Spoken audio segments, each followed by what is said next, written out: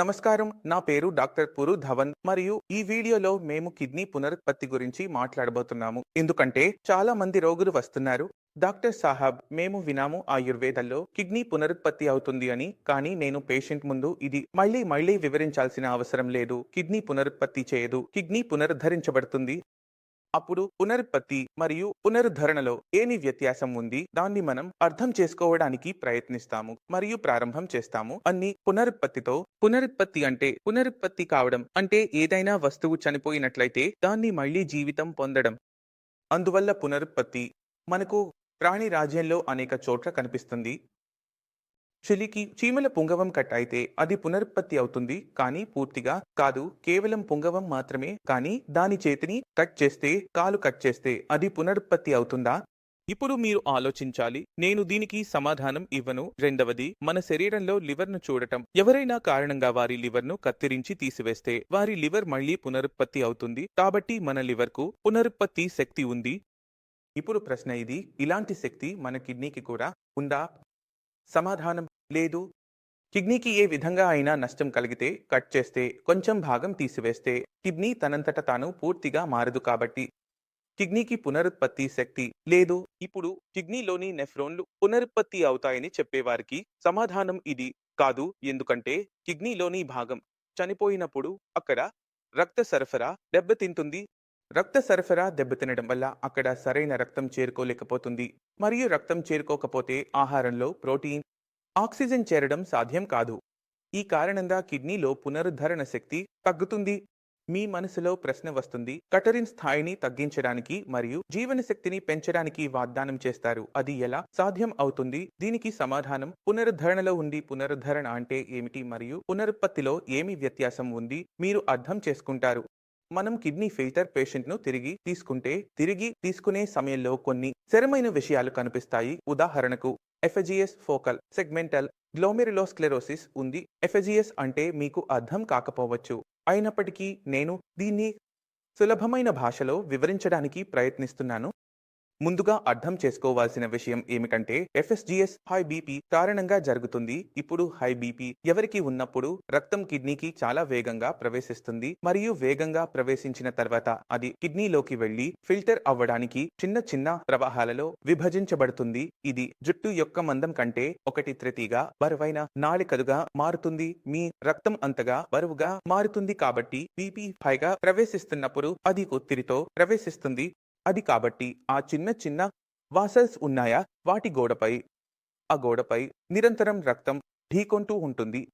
Heartbeat కేసుతో ఏమి జరుగుతుందంటే పునరావృతంగా ఢీకొనడం వల్ల ఈ నిర్మాణం అంటే దాని గోడ కఠినంగా మారుతుంది. దీనిని మేము ఇలా అంటాము, స్క్లెరోవెజోధోనా అంటే దాని స్కోరు అంటే అది కఠినంగా మారడం. ఇప్పుడు అది చిన్న పైప్ పూర్తిగా బరువైన నాళం. అది కఠినంగా మారితే దాని లోపల ఉన్న మార్గం మరింత చిన్నదిగా మారుతుంది. అది లోపల ఉన్న మార్గం మరియు చిన్నగా ఉండటం అంటే రక్తం అందులోనే ప్రవహించగలదు. ఎందుకంటే అది మొదటగా జుట్టు యొక్క మందం కంటే 1/3 భాగం మాత్రమే ఉంది. ఈ కారణంగా అక్కడ మనకు చిన్న ప్రాంతాలు కనిపిస్తాయి. ఫోకల్ ప్రాంతాలలో కూడా ఇలాంటి ప్రాంతాలు కనిపిస్తాయి. సెగ్మెంట్ లో కిడ్నీకి నష్టం జరిగిన చోట మొదటగా బీపీని సరిదిద్దడం ద్వారా ప్రారంభం అవుతుంది. సాధారణంగా మన బీపీ 120/80 ఉంటుంది. ఇప్పుడు మీ బీపీ ఎంత ఉందో చూడండి. నేను ధృవీకరించగలను 60 నుంచి 70 వరకు శాతం కిడ్నీ రోగులకు మీకు ఇప్పటికీ హై బీపీ కనిపించవచ్చు. మీరు మందులు తీసుకుంటున్నారని అనుకుంటున్నారు. మీ బీపీ సరిగా ఉంటుంది. మీరు ఈ వీడియోను చూసిన తర్వాత ఈ రోజు మీ బీపీని చెక్ చేస్తే మీకు హై బీపీ కనబడుతుంది. అది వెనుక కారణం ఏమిటంటే చాలా రోగుల్లో బీపీని నియంత్రించడం సులభమైన పని కాదు. మీరు ఒక మాత్రతో పని చేయడం సాధ్యం కాదు. మీరు అనేక మాత్రలు తీసుకోవాలి. అప్పుడు మీ బీపీ నియంత్రణలోకి రాండి ప్రారంభమవుతుంది. కాబట్టి ఇది మొదటి విషయం. ఇప్పుడు కొన్ని వ్యక్తులు మేము బీపీ మందులు తినడం లేదు అనుకుంటున్నారు. మన కిడ్నీ దెబ్బతింది. మీకు డయాబెటిస్ లేకపోతే మరియు హై బీపీ వల్ల కిడ్నీ దెబ్బతినడం జరిగితే హై బీపీ ఉండడం అవసరం లేదు. ప్రెస్ సమయంలో బీపీ పెరిగినట్లుగా ఉండవచ్చు. 34 సంవత్సరాల క్రితం మీకు బీపీ సమస్య ఉండవచ్చు, కానీ ఇప్పుడు లేదు. ఇప్పుడు అది మందుల ద్వారా నియంత్రించబడుతోంది లేదా అది మీనా మందుల నియంత్రణలో ఉంది. అయితే మీకు గతంలో కూడా హై బీపీ ఉంటే అది మీ కిడ్నీకి నష్టం కలిగిస్తుంది. ఇప్పుడు ప్రశ్న ఏమిటంటే ఎలా పునరుద్ధరించుకుంటాము? మొదట ఏమి చేశాము? ప్రతి ధరలో బీపీని చూసాము. బీపీకి 2 భాగాలు ఉంటాయి. పై భాగం, కింద భాగం. కింద భాగాన్ని తీసుకురావడం జరిగింది. 70, 80 రేంజ్‌లో, నరంకి 80, 90 రేంజ్‌లో మేము దాన్ని కొంచెం చేయడం ద్వారా మా కిడ్నీపై మరింత ప్రభావం పడకుండా చేస్తాము. బీపీ గురించి మేము మొదటగా ఈ పని చేశాము. ఇప్పుడు రెండవ పని ఏమిటి అనేది అర్థం చేసుకోవాలి. మేము బయోప్సీ చేయించేటప్పుడు బయోప్సీలో 2 ప్రాంతాలు ఉంటాయి. ఒకటి స్కరోజ్ రియా అంటే కఠినమైనది. 2 ఇన్ఫ్లేమ్డ్ అంటే కిడ్నీలో వాపు ఉంటుంది. ఇది మీకు కనిపించదు. మీకు నొప్పి కూడా ఉండవచ్చు. కానీ కిడ్నీ లోపల ప్రెషర్ పడుతున్న ప్రాంతం ఇన్ఫ్లేమ్డ్ అవుతుంది. కాబట్టి మేము ఆ ఇన్ఫ్లేమేషన్ ను తొలగించాలి. అంటే కిడ్నీ లోపల ఉన్న భాగం బీమారిగా ఉన్నా కానీ జీవితం ఉన్నది. మేము దాన్ని పునరుద్ధరించవచ్చు. మరిపోయిన లేదా డెడ్ అయిన ప్రాంతాన్ని పునరుద్ధరించడం అసాధ్యం, లేదా అది సాధ్యం అయితే దాని అవకాశాలు తక్కువగా ఉంటాయి. అంటే మేము మరణించే ప్రాంతాన్ని, అంటే మరణించని కానీ ఇన్ఫ్లేమ్డ్ అయిన ప్రాంతాన్ని పునరుద్ధరించినప్పుడు కేట్లైన్ లెవెల్ చాలా బాగా తగ్గుతుంది. మీరు ఇప్పుడు చూడవచ్చు. ఈ రోజు మనతో ఉన్న ఒక రోగి పేరు అమర్జీత్ యాదవ్. అమర్జీత్ యాదవ్ దివాలీలో నివసిస్తున్నారు మరియు గత 6 రోజులుగా ఆయన చికిత్స పొందుతున్నారు. ఏ స్థాయి ఉంది, తర్వాత ఏమైంది అనేది నేను చెప్తాను. కానీ ముందుగా నేను మీకు అర్థం చేసుకుంటాను. అమర్జీత్ యాదవ్ కిడ్నీతో నిజంగా ఏమైంది అంటే మేము స్థాయి 9 వరకు చేరుకున్నాము. అక్కడ డాక్టర్ డయాలిసిస్ కోసం తెరిచారు. సరే కాబట్టి మొదటగా మనకు వచ్చినప్పుడు తేదీ 11 సెప్టెంబర్ 2023 బీపీ 1, 80, 1, 10 బీపీ చాలా ఎక్కువగా ఉంది. బీపీ చాలా ఎక్కువగా ఉన్నప్పుడు రక్తం కిడ్నీకి చాలా వేగంగా ప్రవేశిస్తుంది మరియు కిడ్నీ లోపల రక్తం సరఫరా చేసే రక్తం మన జుట్టు యొక్క మందం కంటే 1 హాయిగా బరువుగా ఉంటుంది. ఇప్పుడు బీపీ పెరుగుతున్నప్పుడు కిడ్నీలోని అత్యంత పెద్ద నష్టం ఎక్కడ జరుగుతుందో ఆలోచించండి. అది కిడ్నీకి వెళ్లే రక్త సరఫరా అది చెడు కావడం ప్రారంభమవుతుంది. ఇది ప్రెషర్ పెరిగినప్పుడు మరియు అది కఠినంగా మారడం ప్రారంభిస్తే.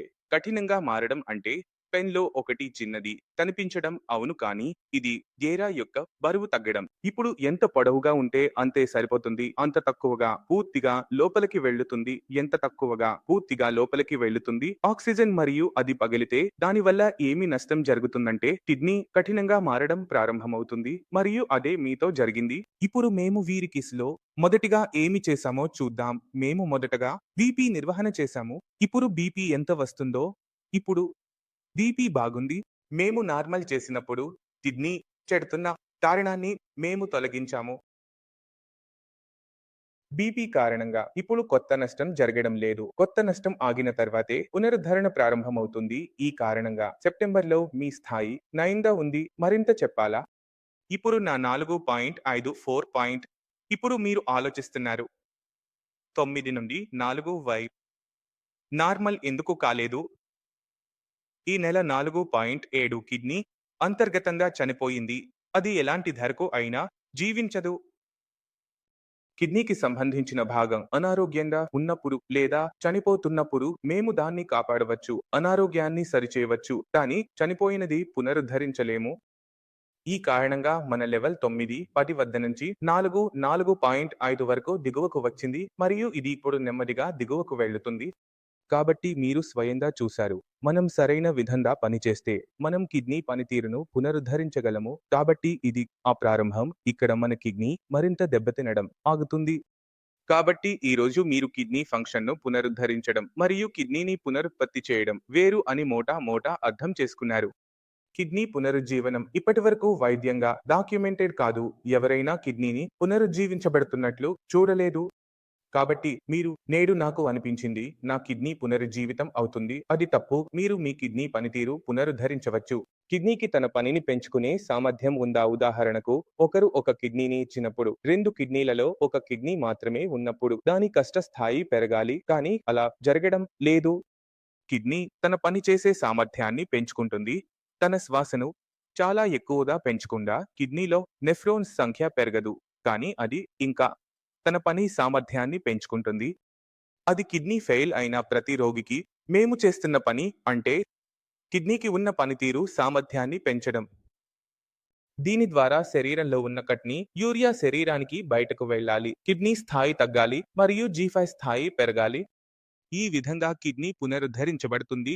కిడ్నీ యొక్క ఫంక్షన్ పునరుత్పత్తి కాదు. నేను మళ్ళీ చెబుతున్నాను, ఎందుకంటే రోగులు ముందుకు వెళ్లుతారు. డాక్టర్ సాహబ్, నేను మీ గురించి విన్నాను మీరు అంటున్నారు, కారణం ఎప్పుడూ పునరుత్పత్తి గురించి మాట్లాడదు. నేను ఎప్పుడూ రికవరీ గురించి మాట్లాడుతాను. కిడ్నీ పనితీరు రికవర్ చేయబడవచ్చు, స్థాయిని తగ్గించవచ్చు, జీవితం పెంచవచ్చు, కానీ పునరుజ్జీవనం అనే పదం వర్తించదు. ఈ వీడియో ద్వారా చాలా విషయాలు అర్థం చేసుకున్నారని ఆశిస్తున్నాను. అయినప్పటికీ మీ మనసులో సందేహాలు ఉంటే, ఏదైనా అడగాలనుకుంటే నన్ను కలవడానికి వచ్చి మాట్లాడవచ్చు. జట్టు ఉంది, వారితో కూడా మాట్లాడవచ్చు. మీతో కలిసి వెళ్ళాలని కోరుకుంటున్నాను. మళ్ళీ కలుద్దాం తదుపరి వీడియోలో. నమస్కారం.